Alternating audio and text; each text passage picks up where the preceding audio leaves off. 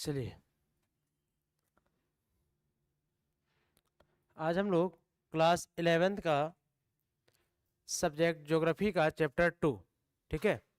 Chapter 2 है पृथ्वी की उत्पत्ति एवं विकास, है ना। पृथ्वी की उत्पत्ति कैसे हुआ, किस तरीके से इसका विकास हुआ, ठीक है। यानी पृथ्वी तो जिस समय प्रारंभ में, जैसे कि अगर थोड़ा सा हम लोग डिफाइन कर लें, जैसे ग्रह को अगर थोड़ा सा हम लोग देखते हैं तो ग्रह की संख्या कितना है, 8 है। अब 8 ग्रह में, ठीक है, सिर्फ एक पृथ्वी ही मात्र ऐसा एक ग्रह है जिस ग्रह के ऊपर मनुष्य या फिर अन्य प्रकार की जीव जंतु को निवास या रहने के लिए प्रतिकूल जो जितनी प्रकार की जलवायु चाहिए वो जलवायु कहाँ पे स्थित है, पृथ्वी के ऊपर, ठीक है। बाकी और जितने भी ग्रह हैं, 7 ग्रह हैं, उन ग्रह पर मनुष्य या फिर अन्य प्रकार के जीव जंतु को निवास या रहने के लिए जिस प्रकार की जलवायु की जरूरत पड़ती है वो जलवायु वहां पे नहीं हो पाती है। क्लियर है यहां तक, ठीक है। चलिए अब थोड़ा सा देखते हैं क्या कि पाठ के कुछ मुख्य बिंदु है। अब क्या क्या थोड़ा सा हम लोग देख लेते हैं। प्रारंभ में पृथ्वी चट्टानी, गर्म और वीरान ग्रह थी। यानी कहने का मतलब है कि प्रारंभ में जो हमारा ये पृथ्वी था वो क्या था, एक तरीके से पूर्ण से गर्म था, ठीक है। गर्म कैसा था कि लोहा देख रहे हैं, तो जिस सेम उसी तरीके से लोहा तर जैसा एक धधकता हुआ था, ठीक है। जिस तरह से लोहा जब पूरा हीट हो जाता है, जब पूरा गर्म हो जाता है तो पूरा लाल रहता है ना। अब उसके पर किसी प्रकार के कीड़े मकोड़ों या किसी अन्य प्रकार की जीव जंतु को रख दिया जाएगा तो क्या हो जाएगा कि वो तुरंत जलकर भस्म हो जाएगा। तो सेम कंडीशन उसी तरह पृथ्वी पर भी था, ठीक है, जिसका वायुमंडल विरल था, ठीक है, जो हाइड्रोजन व हीलियम से बना था, ठीक है, जो आज के पृथ्वी के वायुमंडल से बिल्कुल अलग था, ठीक है। यानी आज जैसे कि हम पृथ्वी की बात करते हैं या फिर जो हम वायुमंडल की बात करते हैं, वायुमंडल क्या है, वायुमंडल में बहुत सारा गैस है, जैसे कि हाइड्रोजन है, हीलियम है, ओजोन है, ऑक्सीजन है, नाइट्रोजन है, ये सारा गैस पाया जाता है ना, ठीक है। तो आज जितने प्रकार से गैस पाया जाता है उस तरीके से वहां पे नहीं पाया जाता था, ठीक है। क्लियर आता है, ठीक है। और विरल मतलब अलग अलग, ठीक है, अलग अलग प्रकार के उस समय थे, ठीक है, जहां पे जीव जंतु निवास नहीं कर सकते थे। नेक्स्ट दूसरा पॉइंट है, आज से करीब 460 करोड़ वर्षों के दौरान इस ग्रह पर जीवन का आरंभ हुआ। यानी ये बोल सकते हैं कि पृथ्वी पर जीवन का आरंभ सबसे पहले कब हुआ था, तो 400 करोड़ वर्ष के पहले, ठीक है। यानी 400 करोड़ वर्ष पूर्व पृथ्वी पर मानव या जीव जंतु का जन्म हुआ था, ठीक है। नेक्स्ट, पृथ्वी की उत्पत्ति के संबंध में एक प्रारंभिक एवं लोकप्रिय जर्मन दार्शनिक इमैनुएल कांट है, जिन्होंने अपनी संकल्पना व्यय राशि के नाम से प्रतिपादित किया है, ठीक है। नेक्स्ट पॉइंट है, कांट के इस संकल्पना के ठीक बाद 1796 ईस्वी में गणितज्ञ लाप्स, ठीक है, ने इसका संशोधन निहारिका परिकल्पना के नाम से किया, ठीक है।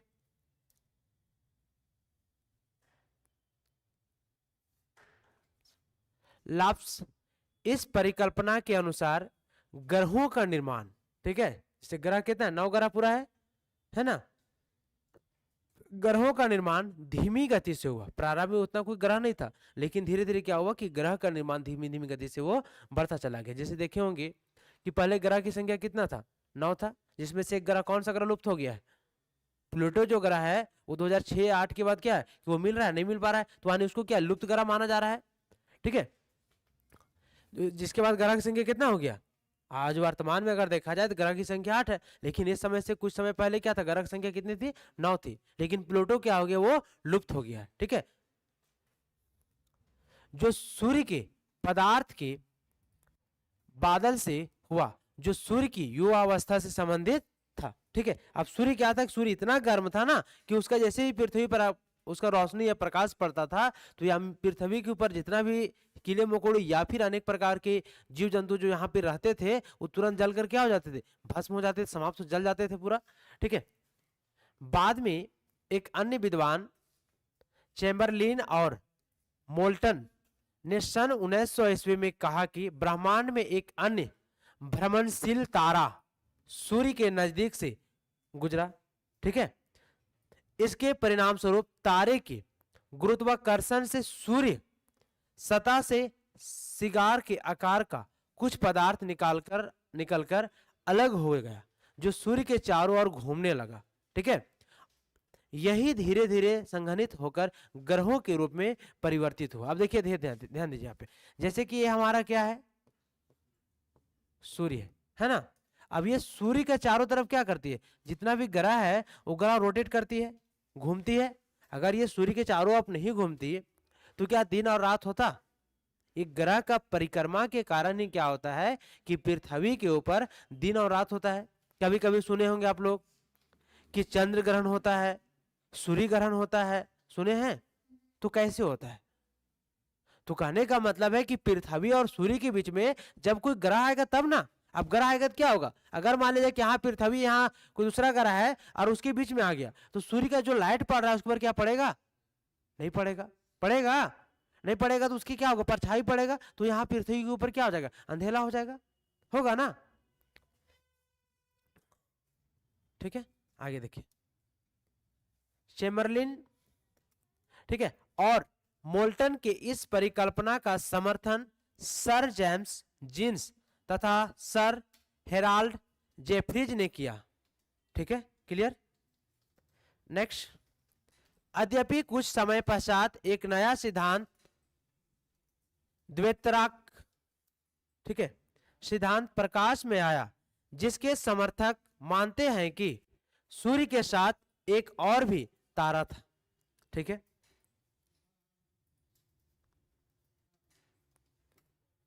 1950 ईस्वी में रूस की ओटो सिमिट व जर्मन के कार्ल्स वाइजास्कर ने निहारिका परिकल्पना में कुछ संशोधन किया। ठीक है, उनके विचार से सूर्य एक सौर निहारिका से घिरा हुआ था, जो मुख्यतः हाइड्रोजन, हीलियम और धूलकण से बनी है। यानी कौन बना है? सूर्य एक सौर निहारिका से घिरा हुआ था। ठीक है, जो मुख्यतः हाइड्रोजन, हीलियम, ठीक है, एक गैस है, हाइड्रोजन, हीलियम और धूलकण से बनी थी। और कौन बना था? सूर्य बना था।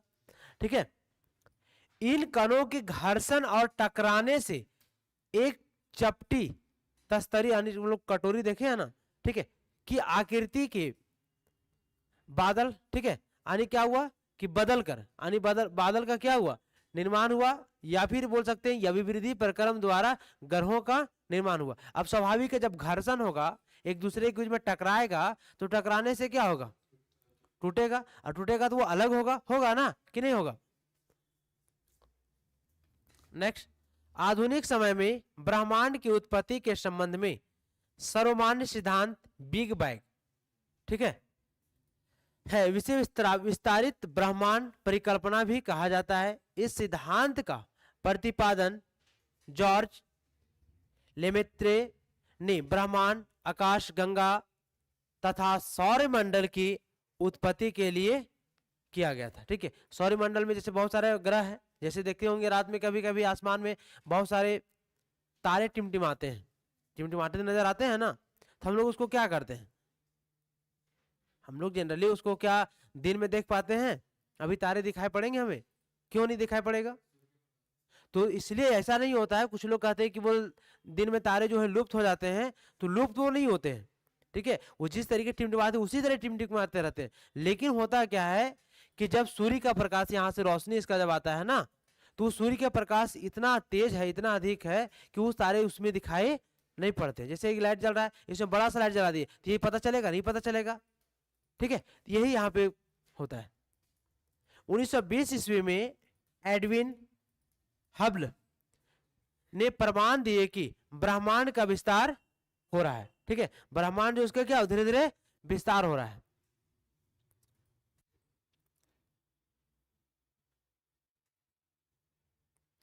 देखिए नेक्स्ट पॉइंट है, वैज्ञानिकों का मानना है कि बिग बैंग, ठीक है, बिग बैंग की घटना आज से 13.7 अरब वर्ष पहले हुई थी, यानी बिग बैंग की घटना कब हुई थी? 13.7 अरब पहले। ये क्वेश्चन पूछ सकता है, ठीक है, कि बिग बैंग की घटना आज से कितनी वर्ष पूर्व हुई थी? कितना हुई थी? 13.7 अरब वर्ष पूर्व, यानी पहले, ठीक है। ब्रह्मांड का विस्तार आज भी क्या है? जारी, यानी ब्रह्मांड का जो है धीरे धीरे विस्तार आज भी कहीं ना कहीं हो रहा है, ठीक है। हाँ, बिग बैंग से घटना घटा था, ठीक है, वही है। नेक्स्ट देखिए क्या है, बिग बैंग होने के आरंभिक 3 मिनट के अंतर ही पहले परमाणु का निर्माण हुआ था, ठीक है। बिग बैंग से 3 लाख वर्षों के दौरान तापमान 450 डिग्री केल्विन तक गिर गया, यानी इतना क्या, सॉरी 4500, यानी क्या उतना माइनस गिरने मतलब क्या माइनस, यहाँ 2 डिग्री 1 डिग्री माइनस होता है तो हम लोग क्या होते हैं कि पूरा उसमें जल जो पूर्ण पानी क्या होता है, जम जाता है।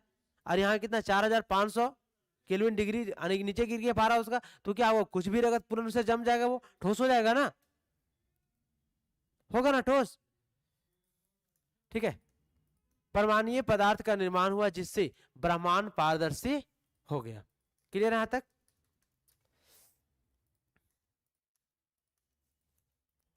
नेक्स्ट देखिए, ब्रह्मांड के विस्तार का अर्थ है आकाश गंगाओं के बीच की दूरी में विस्तार होना, यानी ब्रह्मांड और आकाश गंगा के बीच में क्या है कि दोनों के बीच में डिस्टेंस, दूरी पाया जाता है। दोनों तो एक नजदीक पे नहीं है, जैसे पृथ्वी बात कीजिए और सूर्य की बात कीजिए, एक स्थान पे है। नेक्स्ट, होयल महोदय ने इसका विकल्प स्थिर अवस्था संकल्पना के नाम से प्रस्तुत किया है। नेक्स्ट, आकाश गंगा असंख्यक तारों का समूह है, 2 आकाश गंगाओं की दूरी हजारों प्रकाश वर्ष में मापी, यानी 2 आकाश गंगा की जो दूरी मापा जाता है वो किससे मापा जाता है? प्रकाश वर्ष से मापा जाता है, ठीक है। नेक्स्ट, एक अकेली आकाश गंगा का व्यास 80,000 से 1,50,000 प्रकाश वर्ष के बीच हो सकता है, ठीक है। क्लियर है? इसमें ऐसा कुछ नहीं है, ठीक है। डायरेक्ट हम लोग चलते हैं ऑब्जेक्टिव पर, क्योंकि हम लोग का एग्जाम एमसीक्यू होगा ना।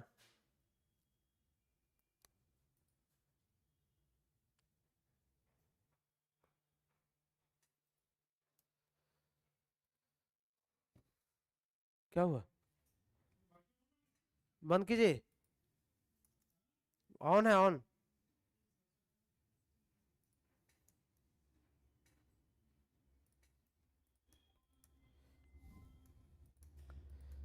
बंद कीजिए ना।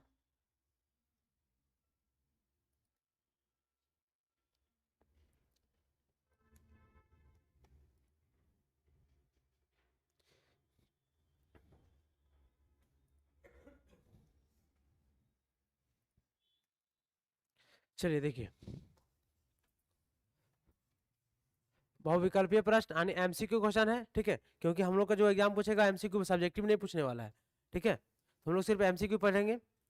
ब्रह्मांड की उत्पत्ति के संबंध में सर्वमान्य सिद्धांत है, यानी ब्रह्मांड की उत्पत्ति के संबंध में सर्वमान्य सिद्धांत किसका सिद्धांत है? कौन सा सिद्धांत है? ठीक है, तो कौन सिद्धांत है?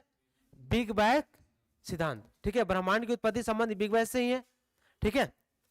इसका आंसर क्या होगा? Option number C. Next question number 2 है, पृथ्वी की उत्पत्ति के संबंध में एक प्रसिद्ध सिद्धांत व्यय, ठीक है, राशि की परिकल्पना का प्रतिपादन किस भूगोलवेत्ता ने किया था? ठीक है, तो ये किया था इमैनुअल कांत के द्वारा किया गया था, ठीक है।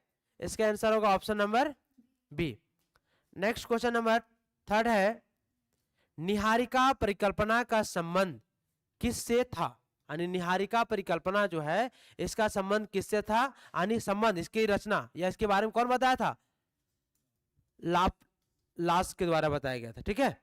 इसका आंसर होगा ऑप्शन नंबर ए, यानी निहारिका परिकल्पना का संबंध किससे है? लाप्लास से है। नेक्स्ट 4 नंबर है, इनमें से किस परिकल्पना में यह कहा गया है कि ग्रहों का निर्माण धीमी गति से घूमते हुए पदार्थ की, ठीक है, बादल से हुआ है? ठीक है, इसमें कहा गया किसका? निहारिका परिकल्पना में कहा गया है, ठीक है। इसका आंसर होगा option number A.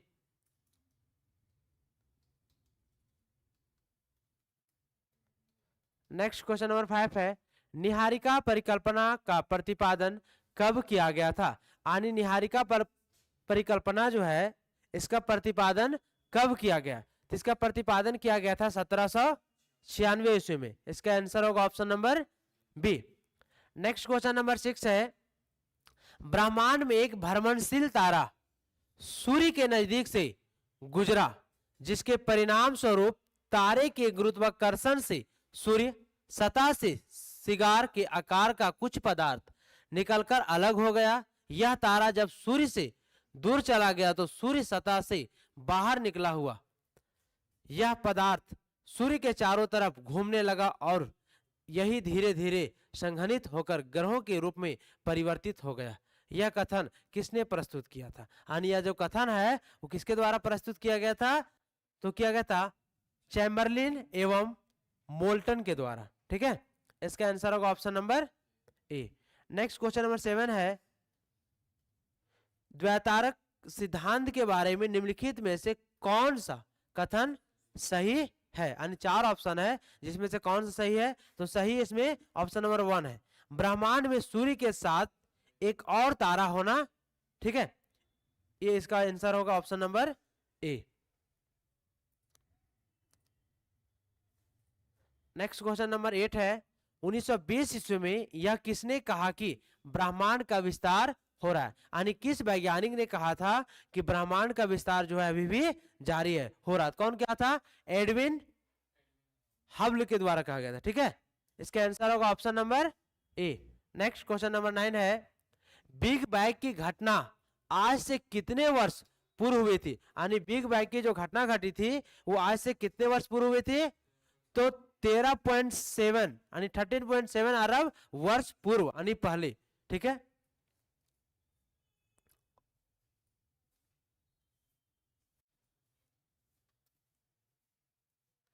Next question number 9 है, पहले परमाणु का निर्माण 10 होगा ना, पहले परमाणु का निर्माण कब हुआ?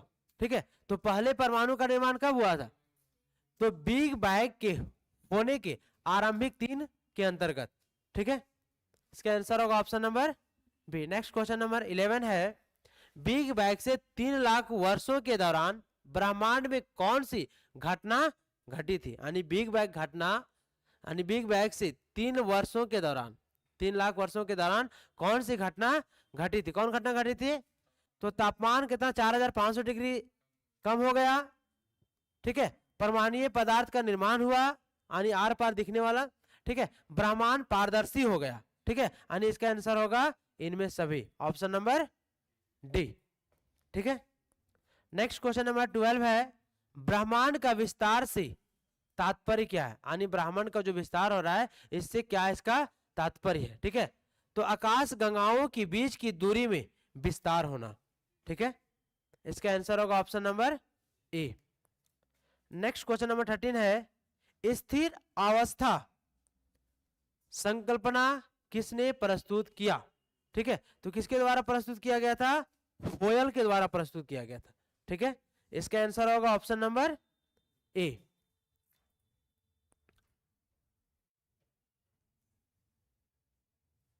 नेक्स्ट क्वेश्चन नंबर 14 है, प्रकाश वर्ष क्या है? ठीक है, तो प्रकाश वर्ष क्या है?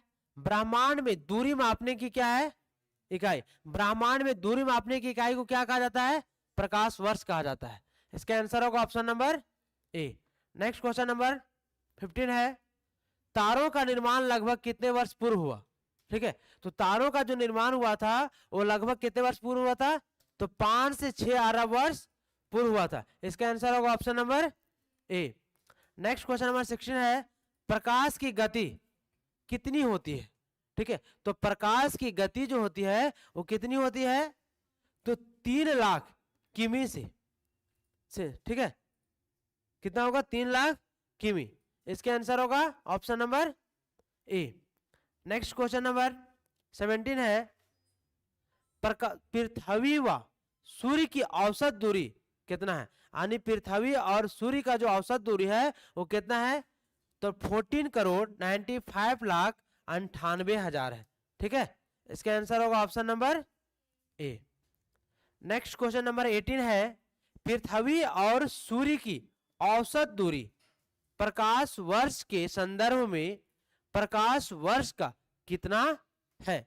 ठीक है, तो ये कितना है, केवल 8.311 है। ठीक है, इसका आंसर होगा ऑप्शन नंबर ए।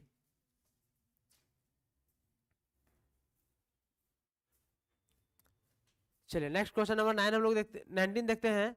सौर मंडल का जनक किसे कहा गया है, यानी सौर मंडल का जो जनक है वो किसे माना जाता है, तो किसको माना जाता है, निहारिका को। निहारिका को सौर मंडल का जनक माना जाता है। ठीक है, इसका आंसर होगा ऑप्शन नंबर ए।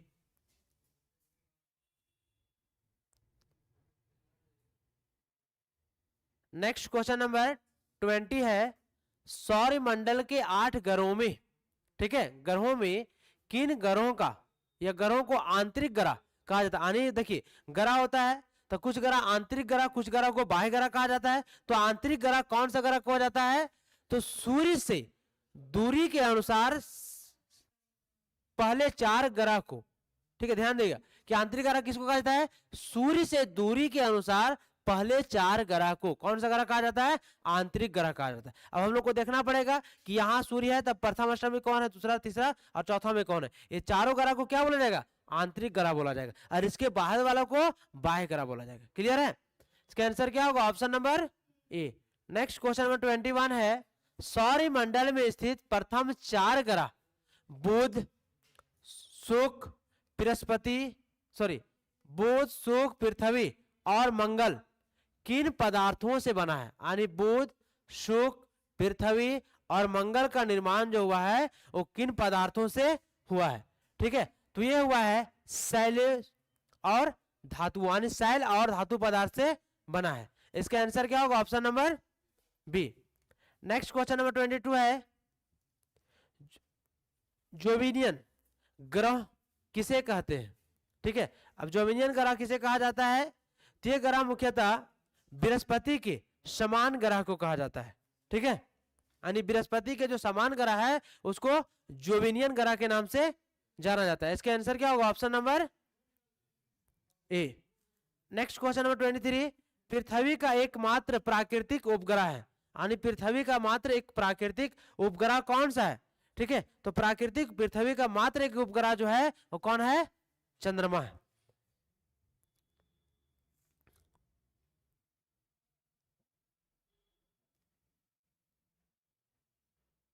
देखिए next question number 24, the big split, ठीक है, किससे संबंधित है। तो द बिग स्प्लिट जो है वो किससे संबंधित है, ये संबंधित है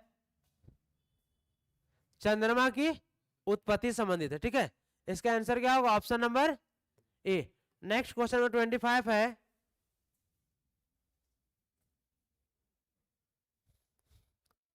नंबर है, चंद्रमा की उत्पत्ति लगभग कितने वर्ष पूर्व हुई थी। ठीक है, तो चंद्रमा की उत्पत्ति 4.4 अरब वर्ष पूर्व हुई थी। ठीक है, इसका आंसर होगा option number A. Next question number 26 है, पृथ्वी पर जीवन का विकास कब हुआ। यानी पृथ्वी पर जीवन का विकास जो है वो कब हुआ, कब से माना जाता है। ठीक है, तो कब से हुआ था,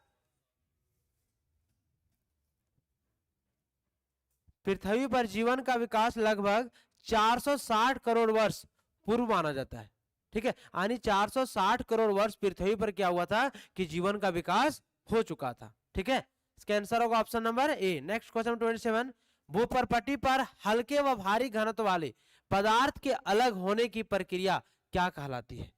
ठीक है, यानी हल्का और भारी पदार्थ जो है वो दोनों क्या होता है, अलग हो जाता है, तो उसे क्या कहा जाता है, तो उसे कहा जाता है विभेदन कहा जाता है।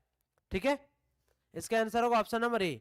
नेक्स्ट क्वेश्चन नंबर 28 है, पृथ्वी के वायुमंडल की वर्तमान संरचना में किसका प्रमुख योगदान है। यानी पृथ्वी पर क्या है कि वायुमंडल है, उसकी संरचना में किसका प्रमुख योगदान है। ठीक है, तो वो है नाइट्रोजन और ऑक्सीजन का। ठीक है,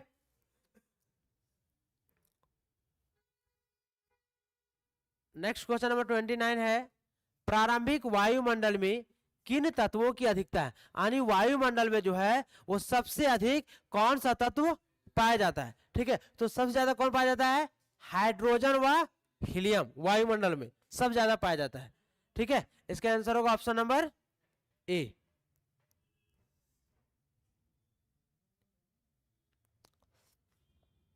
नेक्स्ट क्वेश्चन नंबर 30 है, प्रकाश संश्लेषण की प्रक्रिया कितने साल पहले विकसित हुई थी, यानी प्रकाश संश्लेषण की जो प्रक्रिया है वो कितने साल पहले विकसित हुई थी। तो ये विकसित हुई थी 250 से 300 करोड़ वर्ष पहले।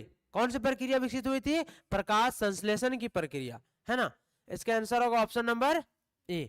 नेक्स्ट क्वेश्चन नंबर 31 है, पृथ्वी पर जीवन का विकास कितने वर्ष पूर्व आरंभ हुआ था, यानी पृथ्वी पर जो है वो जीवन का विकास कितने वर्ष पूर्व जो था वो आरंभ हुआ था, यानी वहां पे बसना शुरू हो गया था। तो वो हो गया था 3.8 अरब वर्ष पहले, यानी 3.8 अरब वर्ष पहले पृथ्वी पर जीव जंतु या फिर जीवन बसना प्रारंभ हो चुका था। क्लियर, इसका आंसर क्या होगा, option number A.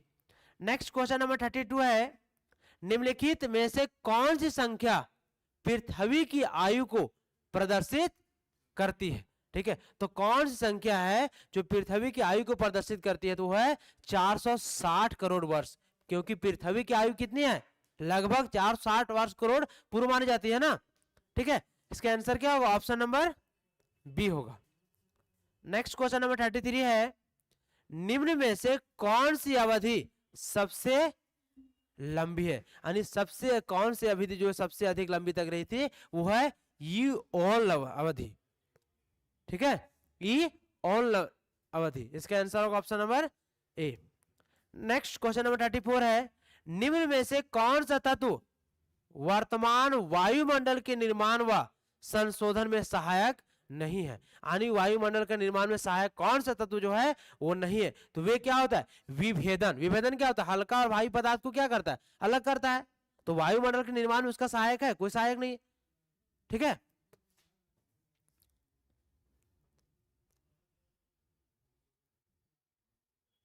Next question number 35 है, निम्नलिखित में से भीतरी ग्रह कौन से है। अभी जस्ट बताए थे कि भीतरी ग्रह और बाह्य ग्रह बताए थे ना, तो भीतरी ग्रह कौन से है। ठीक है, तो भीतरी ग्रह है बिना उपग्रह वाले ग्रह को क्या कहा जाता है, भीतरी ग्रह कहा जाता है, जिसका कोई भी उपग्रह नहीं हो। ग्रह का भी उपग्रह होता है, ठीक है, लेकिन जिसकी ऊपरी यानी क्या है कि जिसका कोई भी उपग्रह नहीं हो उसको क्या बोलते हैं, भीतरी ग्रह। ठीक है, इसका आंसर होगा option number D. Next question number 36 है, पृथ्वी पर जीवन निम्नलिखित में से कितने वर्षों पहले आरंभ हुआ, यानी पृथ्वी पर जीवन जो है वो कितने वर्ष पूर्व यहाँ पे बसना शुरू हो गया था। तो 3 अरब 80 करोड़ वर्ष पहले पृथ्वी पर किसका निर्माण बसना शुरू हो गया था, जीवन का। ठीक है, इसका आंसर होगा option number D. Next question number 37 है, निम्नलिखित में से किस युग को मत्स्य युग कहा जाता है। ठीक है, तो किस युग के मत्स्य युग कहा जाता है, तो डेवोनियन युग को मत्स्य युग के नाम से जाना जाता है। ठीक है, इसका आंसर होगा ऑप्शन नंबर ए। ठीक है, नेक्स्ट क्वेश्चन नंबर है 38 नंबर, निम्नलिखित में से किस युग को डायनासोर का युग कहा जाता है, यानी किस युग को डायनासोर युग कहा जाता है। ठीक है, तो इस युग को कहा जाता है जो रेसिक युग को। ठीक है, जो रेसिक युग को डायनासोर का युग कहा जाता है। ठीक है, इसका आंसर क्या होगा, option number B. Next question number 39 है, सूर्य की उत्पत्ति कितने वर्ष पूर्व हुई थी। ठीक है, तो सूर्य के जो पृथ्वी देख लिए हम लोग, अब सूर्य की उत्पत्ति जो है कितने वर्ष पूर्व हुई थी, तो हुआ था 5 अरब वर्ष पहले। ध्यान दीजिएगा, ठीक है, कि सूर्य की उत्पत्ति कितने वर्ष पूर्व हुई थी, 5 अरब वर्ष पहले किसका निर्माण हुआ था, तो सूर्य की उत्पत्ति हुई थी। ठीक है, इसका आंसर होगा ऑप्शन नंबर ए।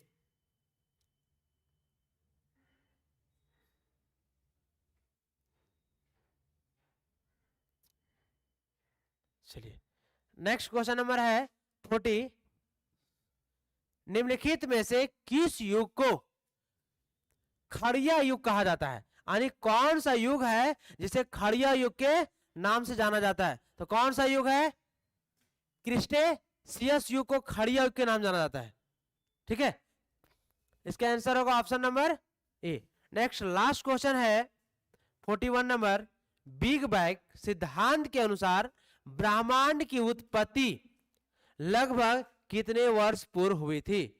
तो ब्रह्मांड की उत्पत्ति कितने वर्ष पूर्व हुई थी? तो 13.7 अरब वर्ष पूर्व हुए थे। ठीक है, इसका आंसर होगा ऑप्शन नंबर बी। क्लियर है तक? किसी को डाउट?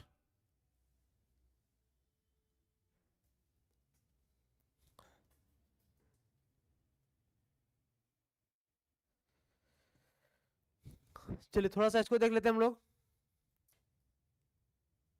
ऐसे इसमें ऐसा कुछ है नहीं। ठीक है, थोड़ा सा देख लो ना।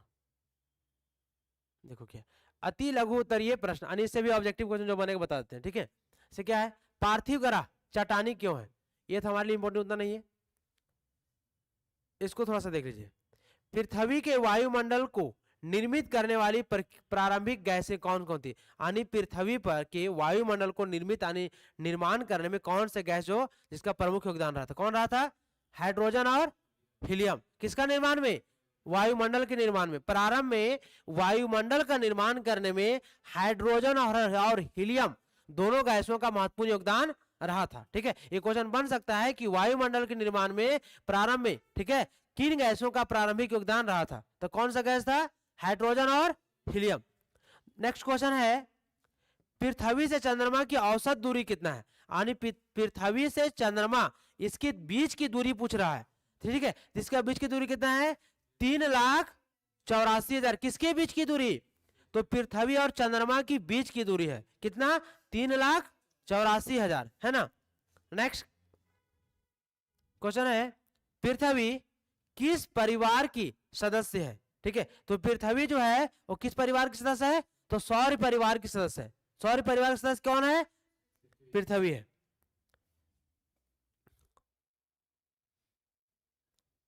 नेक्स्ट, सौरमंडल का सबसे छोटा एवं सबसे बड़ा ग्रह कौन है? तो सबसे छोटा ग्रह कौन सा है? बुध। सौरमंडल में सबसे छोटा ग्रह कौन है? बुध। और सबसे बड़ा ग्रह कौन सा है? बृहस्पति है। क्लियर? छोटा ग्रह कौन? बुध। और सबसे बड़ा कौन? बृहस्पति।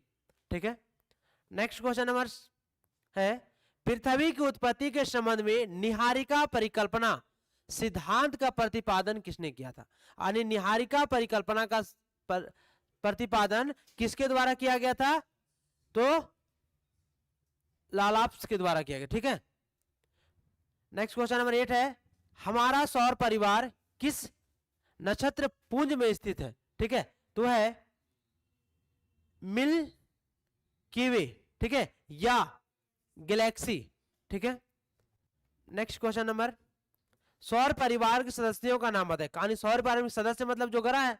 ठीक है, तो बुध, शुक्र, पृथ्वी, मंगल, बृहस्पति, शनि, अरुण और वरुण। ये क्या है कि सौर परिवार का क्या है? सदस्य है। कितना हुआ? 1 2 3 4 5 6 7 8, है ना। यानी इसको क्या बोल सकते हैं? हम लोग ग्रह भी बोल सकते हैं। ठीक है, नेक्स्ट क्वेश्चन नंबर 10 है, सौर मंडल का सबसे चमकीला ग्रह कौन सा है? तो सौर मंडल का सबसे चमकीला ग्रह जो है उसको शुक्र है, जो सबसे ज्यादा चमकता है। ठीक है, नेक्स्ट, पृथ्वी का निकटतम ग्रह कौन सा है? यानी पृथ्वी के सबसे निकट कौन सा ग्रह है? शुक्र। ठीक है, इसे पृथ्वी का की बहन भी कहा जाता है। यानी पृथ्वी का सबसे निकट ग्रह कौन सा है? शुक्र है, और इसे पृथ्वी का बहन के नाम से भी जाना जाता है। क्लियर है?